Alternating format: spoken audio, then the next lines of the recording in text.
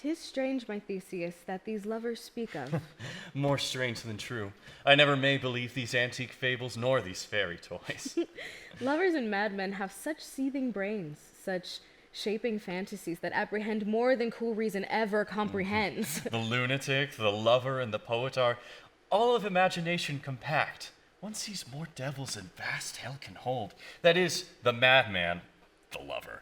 All is frantic, sees Helen's beauty. The poet's pen in doth find frenzy rolling, doth glance from heaven to earth, and from earth to heaven. And as imagination bodies forth the forms of things unknown, the poet's pen turns them into shapes and gives to airy nothing a local habitation and a name. Such tricks hath strong imagination, that if it would apprehend some joy, it comprehends some bringer of that joy.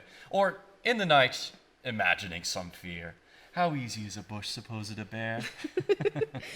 But, howsoever of the night told over, more witnesseth than fancy's images, gives something to of great constancy. But howsoever strange and admirable. Here comes the lovers, full of joy and mirth. Joy, joy, gentle friends, joy in fresh days of love accompany your hearts. More than to us, wait in your royal walks, your boards, your beds.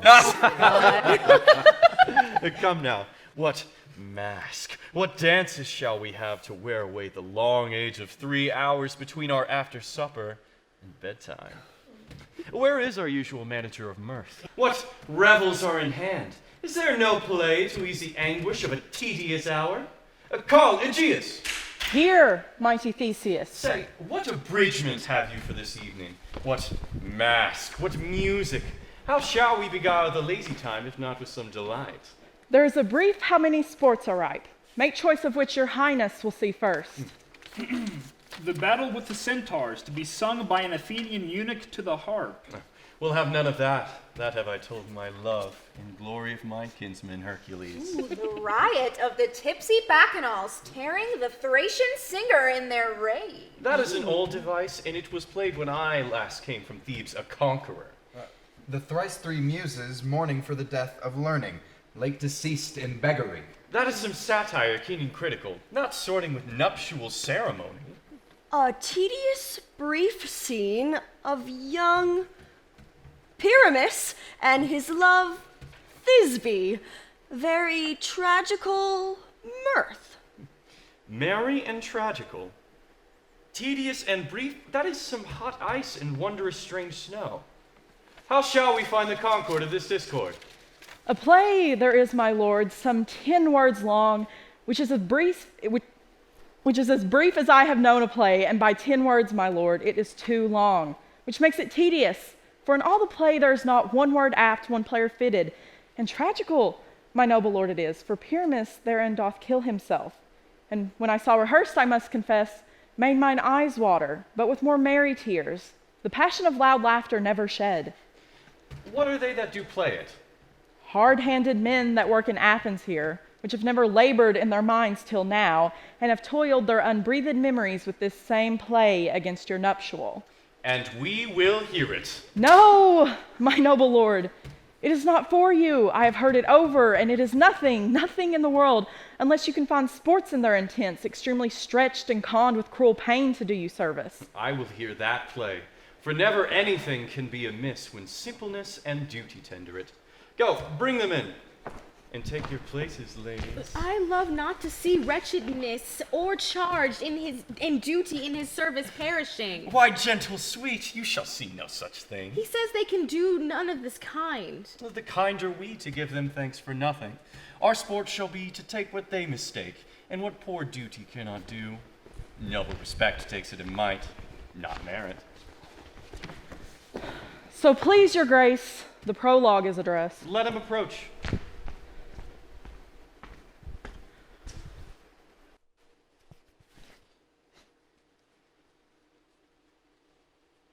If we offend.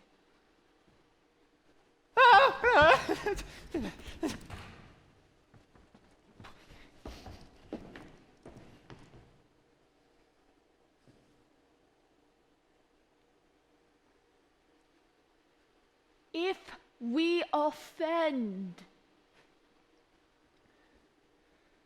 If we offend, it is with our goodwill. You should think we come not to offend, but with goodwill, show ourselves skill. That is a true beginning of our end. Consider then we come but despite. We do not come as mind to contest you. Our true intent is all for your delight. We are not here that you should hear repent you. The actors are at hand, and by their show you shall know all of you who like to know. This fellow doth not stand upon point. He hath rid his prologue like a rough colt. He knows not to stop. A good moral, my lord, it is not enough to speak, but to speak true. Indeed, he hath played his prologue like a child on a recorder, a sound, but not in government. His speech was like a tangled chain, nothing impaired, but all disorganized. Who is next? Gentles, perchance you wonder at this show, but wonder on till truth make all things plain.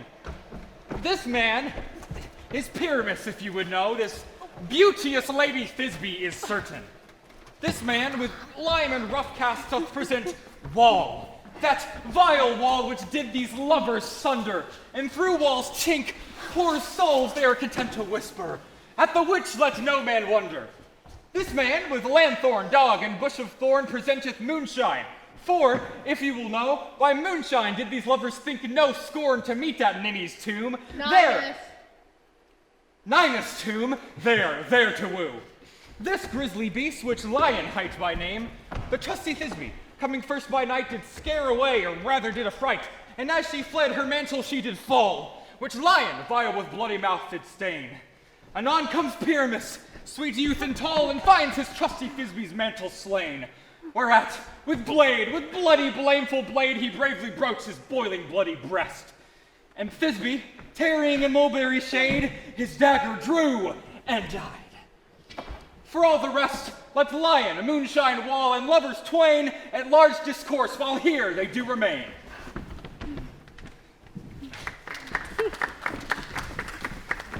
I wonder if the lion be to speak. No wonder, my lord, one lion may when many asses do.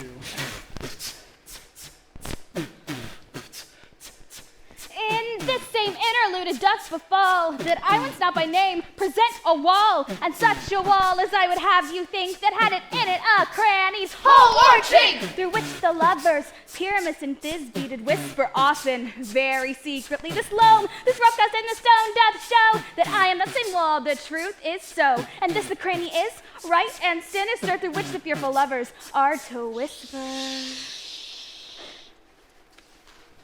Do you desire lime and hair to speak better? 'Tis the wittiest partition that e'er I heard discourse, my lord. Pyramus draws near the wall. Silence. Oh, grim-looked night! Oh, night with you so black! Oh, night which ever art when day is not! Oh, night! Oh, night! Alack, alack, alack! I fear my Thisbe's promise is forgot. And thou, O wall, oh sweet, oh lovely wall, that standst between her father's ground and mine. And thou, O wall, oh sweet, oh lovely wall, show me thy chink to blink through with mine eyne. Thanks, courteous wall, Jove shield thee well for this.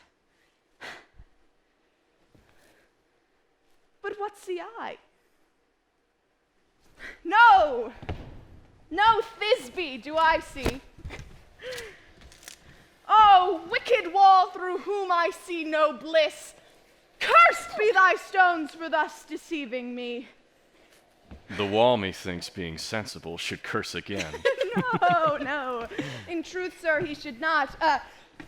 Deceiving me is Thisbe's cue. She is to enter now, and I am to spy her through the wall. You will see. It will fall pot, as I told you. Yonder she comes. O wall, full often. O wall, full often hast thou heard my moans for parting my fair Pyramus and me. These lips have often kissed thy stones with lime and hair knit up in thee. I see a voice. Now will I to the chink to spy, and I can hear my Thisbe's face. Thisbe! My love thou art, my love, I think. Think what thou wilt, I am thy lover's grace, and like Lymander am I trusty still. And I like Helen till the fates me kill. Not Shapeless to Procris was so true. I shuffleest to progress I to you. Oh, kiss me through the hole of this vile wall. I kiss the wall's hole, not your lips at all. Oh, hey! Wilt thou at ninest to me? Ninest. Wilt thou at ninest to meet me straight away? Tide life, tide death, I come without delay. Thus have I, wall, my part discharged so, and being done, thus wall away doth go. We out!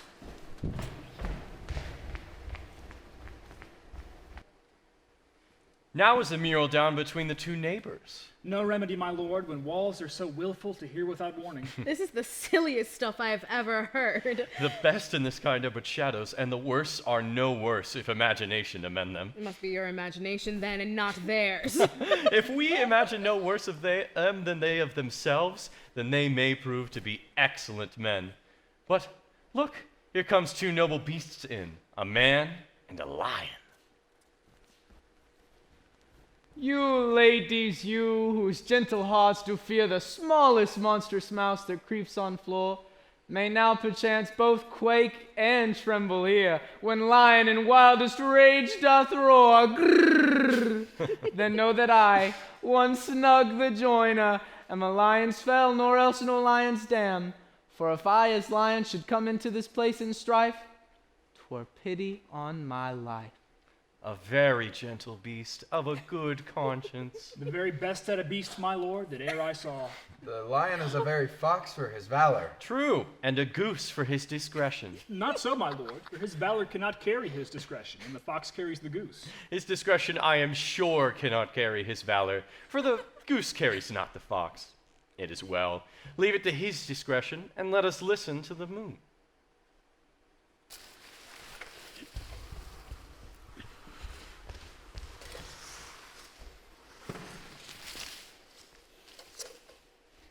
This lanthorn doth the horned moon present. He should have worn the horns on his head. He is no crescent, and his horns are invisible within the circumference.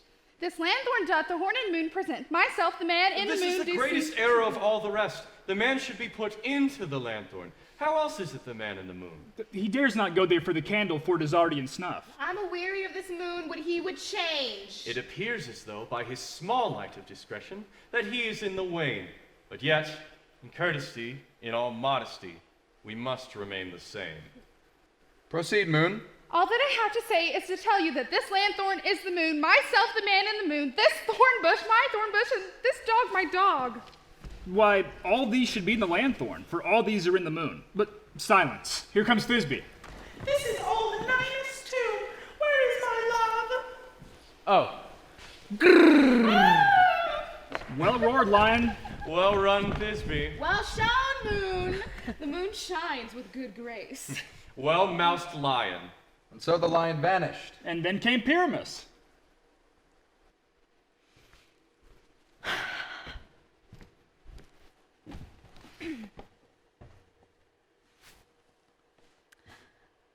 Sweet moon, I thank thee for thy sunny beams.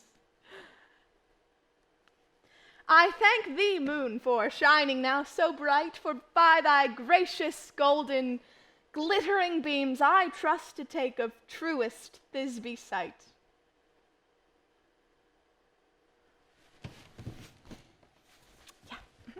Yeah. But stay, O spite. No, go away, not you, go. But mark, poor knight, what dreadful dole is here? Thy mantle good, what? Stained with blood? Approach, ye furies fell. O fates, come, come, cut thread and thrum, crush, quail, conclude, and quell.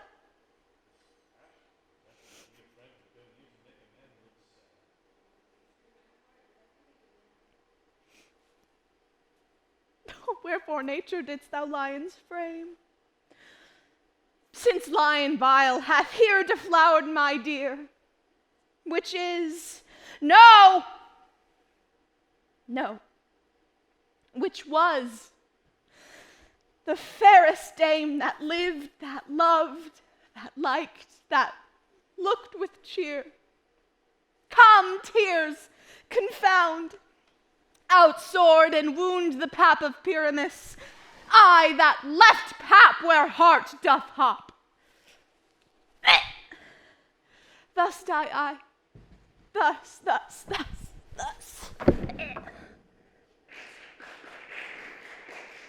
Now am I dead, now am I fled.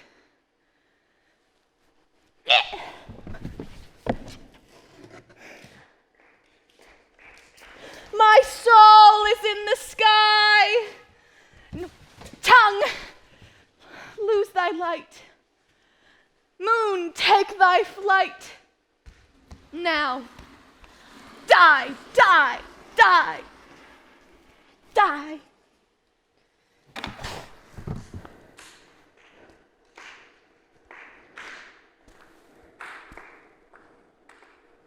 No die, but an ace for him, for he is but one. Less than an ace, man, for he is dead. He is nothing. With the help of a surgeon, he may recover yet and prove an ass. How chance Moonshine is gone before Thisbe comes back and finds her lover? She shall find him by starlight. Here she comes, and her passion ends the play. Well, methinks that she should not use a long one, such a Pyramus. I hope she will be brief. A mote will turn the balance, which Pyramus, which Thisbe is greater. He for a man, God warrant us. She for a woman, God bless us. She hath spied him already with those sweet eyes. And thus she means videlicet? Asleep, my love? What? Dead, my dove? Speak. Quite dumb. A tomb must cover thy eyes. These my lips, this cherry nose, these cowslip cheeks are gone. Lovers make moan. His eyes were green as leeks. Oh, sisters three, come to me. With hands as pale as milk, lay them in gore, since you have shore with shears his thread of silk. Tongue, shh, not a word. Come, trusty sword, come blade my breast imbrue. Thus Thisbe ends. Farewell, friends. Adieu. Moonshine and Lion are left to bury the dead. Aye, and Wall too. No, I assure you the wall is down that parted their fathers. Would it please you to see an epilogue? No! No epilogue, I pray you, for your play needs no excuse. Fair lovers, to bed. 'Tis almost fairy time. I fear we shall outsleep the coming morn as much as this night hath overwatched. This palpable gross play hath well beguiled the heavy gait of night. Sweet friends, to bed. A fortnight hold we in this solemnity, in nightly revels and new jollity.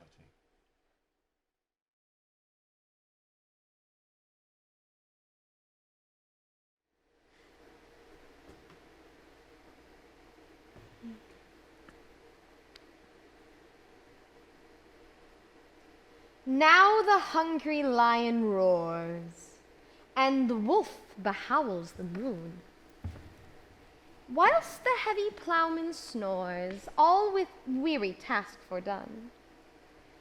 Now the wasted brands do glow, whilst the screech owl, screeching loud, puts the wretch that lie in woe in remembrance of a shroud.